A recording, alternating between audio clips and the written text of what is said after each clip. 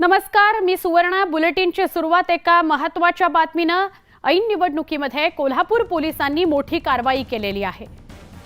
Bogus निवडणूक अधिकाऱ्यांकडून लुटमार सुरू आहे. बोगस पथकानं 25 लाख रुपये लुटलेत. 25 लाख रोकडसह 55 लाखांचा मुद्देमाल जप्त करण्यात आलाय. बोगस टोळीतल्या 3 जणांना अटकही झालेली आहे. स्थानिक गुन्हे अन्वेषण शाखेचे पोलीस निरीक्षक रवींद्र कळमकर यांच्या पथकानं ही कारवाई केली आहे. महत्त्वाची बातमी आहे. आपण बघतोय अनेक ठिकाणी चेकिंग होतंय, कारवाई होते आहे, पण कोल्हापुरामध्ये मोठीच घडामोड घडली आहे. काही बोगस निवडणूक अधिकारी होते ज्यांनी लुटमार केलेली आहे.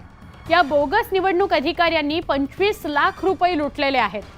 बोगस टोळीतल्या 3घांना अटक झालेली आहे. स्थानिक गुन्हे अन्वेषण शाखेचे पोलीस निरीक्षक रवींद्र कळमकर यांनी मोठी कारवाई केलेली आहे.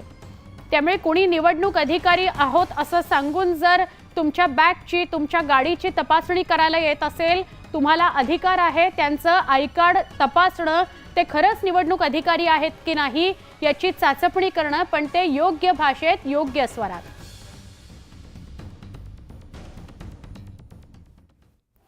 पुढे जाऊया नागपुरातली बातमी. नागपूरच्या उमरेड मतदारसंघातील अपक्ष उमेदवार प्रमोद घरडे यांचा प्रचारादरम्यानचा डान्सचा व्हिडिओ चांगलाच व्हायरल झालेला आहे.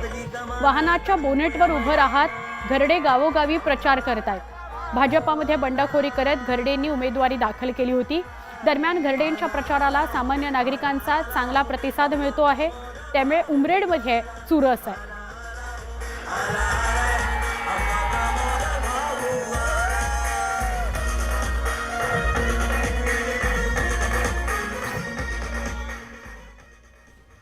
विधानसभा निवडणुकीला अवघेच काही दिवस शिल्लक आहेत. त्यामुळे जळगावच्या मळनेर विधानसभा मतदारसंघाचे महायुतीचे उमेदवार राज्याचे मदत आणि पुनर्वसन मंत्री अनिल पाटील यांनी त्यांच्या प्रचारावर जोर वाढवलेला आहे. मंत्री अनिल पाटील यांच्या परिवारातील सदस्य देखील वेगवेगळ्या पद्धतीने प्रचाराच्या रिंगणात उतरल्याचं दिसून येत आहे. मंत्री अनिल पाटील यांच्या पत्नी जयश्री पाटील या देखील महिलांसोबत सकाळपासून रात्रीपर्यंत प्रचाराच्या रिंगणात फिरत आहेत. तर विजय आमचाच होणार असून 35,000 मतांच्या लीडनं आमचा विजय 101% नक्की आहे, आम्हाला तो आत्मविश्वास आहे, आता त्या म्हणाल्या.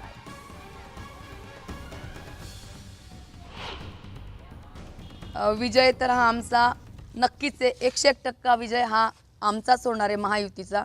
आणि जवळपास आम्ही 30 ते 35,000च्या लीडने निवडून येऊ हा आत्मविश्वास आज आम्हाला आहे. आणि समोरच्याचं मी सांगू शकत नाही की त्याला किती मतं पडतील, ते त्याचं आहे, पण आमचा महायुतीच्या उमेदवाराला नक्कीच 30 ते 35,000च्या लीडने विजय प्राप्त होईल हेच मी आज ठिकाणी सांगू इच्छिते. जळगावच्या मुक्ताईनगरमध्ये शिवसेना उमेदवाराच्या प्रचारार्थ अभिनेता गोविंदानं हजेरी लावली. दरम्यान गोविंदाच्या हेलिकॉप्टरचं आगमन होताच मोठा गोंधळ उडाला. गोविंदाला पाहण्याकरता नागरिकांनी हेलिपॅडकडे धाव घेतली. यावेळी हेलिकॉप्टरच्या पायलटसह काही पत्रकारांनाही धक्काबुक्की करण्यात आली. प्रशासनाच्या ढिसाळ नियोजनामुळे परिसरात गोंधळ उडाला.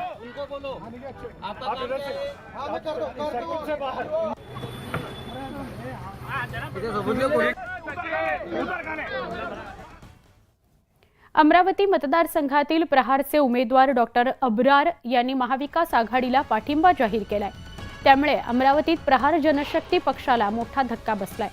दरम्यान अब्रार यांची भूमिका वैयक्तिक आहे, त्याचा प्रहारशी संबंध नाही असं स्पष्टीकरण प्रहार जनशक्तीचे अध्यक्ष बच्चू कडूंनी दिले. त्यांच्या मोठ्या भावाला एक अटॅक आला आणि अटॅक आल्यानंतर काही प्रेशराईज त्यांना केलं गेलं. तिथं पुन्हा धर्म किंवा आपल्या धार्मिकता तिथं आणण्याचा प्रयत्न झाला आणि ते डॉक्टर माणूस, अतिशय सात्विक माणूस होते. 20 रुपये फी घेऊन ते पेशंटला तपासतात. आता मी माझ्या ते लक्षात आलं नाही, राजकारणामध्ये ते व्यवस्थित त्या पद्धतीनं टिकू शकत नाही. शेवटी प्रेशराईजमुळं जो काही झालेला आहे त्यांची भूमिका ही प्रहारची नाही आहे. विश्वगुरू मोदींना हिंदूंवरील अत्याचार थांबवता आले नाहीत. इंदिरा गांधी असत्या तर बांगलादेशवर हल्ला करून हिंदूंचं संरक्षण केलं असतं असं वक्तव्य जयंत पाटलांनी केलं. तर बांटने के बाद भी जमत नाही म्हणून बटेंगे तो कटेंगेचा नारा दिला जातोय. भाजपच्या 50 पेक्षा जास्त जागा महाराष्ट्रात निवडून येणार नाहीत म्हणून शेवटचा कार्यक्रम त्यांनी सुरू केलेला आहे. योगी आदित्यनाथ यांचा निम्मा उत्तर प्रदेश, मुंबई आणि पुण्यात नोकरीला आलाय आणि हे आता आम्हाला येऊन शिकवतायत असं जयंत पाटील म्हणाले. बांगलादेशात सत्ता परिवर्तनानंतर हिंदू मंदिर, महिला, पुरुषांवर झालेल्या अत्याचार, फाळणीच्या ही पाकिस्तानातून हिंदू आले अत्याचाराचे स्मरण करून देते. अरे तुमचा नेता विश्वगुरू झालाय ना. शेजारच्या बांगलादेशला दम देऊन हिंदूंचा वरचे अत्याचार थांबवता आले नाहीत. इंदिरा गांधी असत्या तर ते बांगलादेशवर हल्ला केला असता आणि तिथल्या हिंदूंचं संरक्षण केलं असतं. मोकळ्याच गप्पा यांच्या. पण भारतीय जनता पक्षवाले अजून बटेंगे तो कटेंगे मध्येच अडकलेले. दुनिया लय पुढे गेली. अमित शहा आणि तो योगी आदित्यनाथ, त्या योगी आदित्यनाथ इथे येऊन असल्या घोषणा करतो. त्या योगीला माहीत नाही निम्मा उत्तर प्रदेश, मुंबई आणि पुण्यात नोकरीला आला याचा. आणि आम्हाला येऊन यो शिकवतोय की बटेंगे तो कटेंगे. याचा अर्थ क्लिअर आहे. भारतीय जनता पक्षाच्या 50 पेक्षा जास्त जागा महाराष्ट्रात निवडून येणार नाहीत. म्हणून आता शेवटचा कार्यक्रम यांनी सुरू केलेला आहे. राज्यात मतदानाकरता पैशांचं वाटप सुरू आहे आणि पैसे वाटण्याकरता कंटेनर्स वापरले जात आहेत असा आरोप केलाय खासदार संजय राऊतांनी. विशेष करून गुजरातमधून येणाऱ्या कंटेनरची तपासणी करा असं संजय राऊतांनी निवडणूक आयोगाकडे मागणीच केलेली आहे.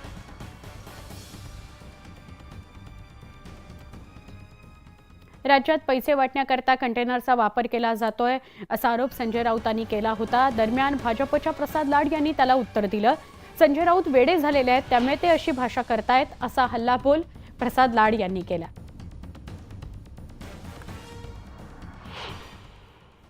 बघा, संजय राऊत हा भरकटलेला पोपट आहे. संजय राऊत आज काय बोलेल, उद्या काय बोलेल, सकाळी काय बोलेल, रात्री काय बोलेल. कधी कधी रात्रीचं घेतलेलं सकाळी उतरतं की नाही मला प्रश्न आहे. त्यामुळे असे कंटेनर मधून वगैरे पैसे कुठूनही कोणाचे येत नाहीत. आमच्यासारख्या कार्यकर्त्यांच्या देखील गाड्या तपासल्या जातात. काल मी सायन कोळीवाडा विधानसभा क्षेत्रात प्रचार करत असताना माझी गाडी देखील आणि माझ्याबरोबर असलेली पोलिसांची गाडी देखील तपासली गेली. हिंदू मुस्लिम वाद करू नका असं आवाहन नाना पटोलेंनी देवेंद्र फडणवीसांना केलंय.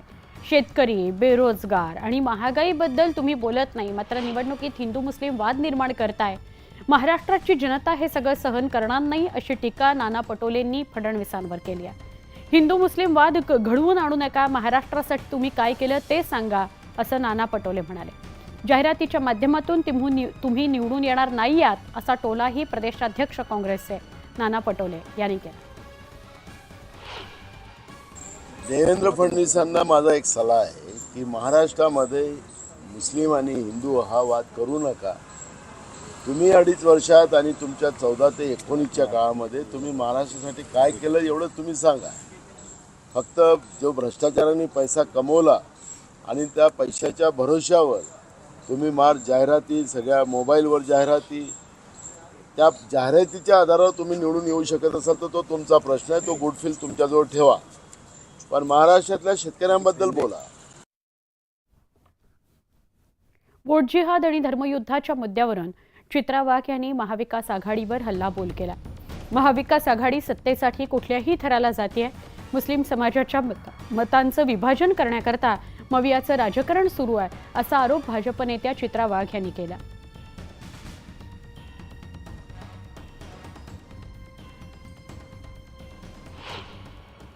नोमानी त्यांचा सुद्धा व्हिडिओ व्हायरल झाला. आमच्या देवेंद्रजींनी त्यांची ऑडिओ क्लिप ऐकवली. त्या नोमानींचे सिपे सलार शरद पवार, उद्धव ठाकरे आणि काँग्रेसवाले यांनी 17 मागण्या दिलेल्या मान्य केल्या. या 17 मागण्या विध्वंसक आहेत, महाराष्ट्राच्या लॉ अँड ऑर्डरवरती मोठ्या प्रश्नचिन्ह निर्माण करणाऱ्या आहेत. आणि अशा वेळेला महाराष्ट्राची माती झाली तरी चालेल, पण आम्हाला मुस्लिमांचं मतांचं तुष्टीकरण करण्यासाठी, मुस्लिमांच्या मतांसाठी महाविकास आघाडी आता कुठल्या थराला गेली आहे हे महाराष्ट्राने पाहिलं आहे. आणि म्हणून हा वोट जिहाद आहे. याच्या विरोधात सगळ्यांनी एकत्र येऊन याला चोख उत्तर देणं अतिशय गरजेचं आहे असं मला वाटतंय.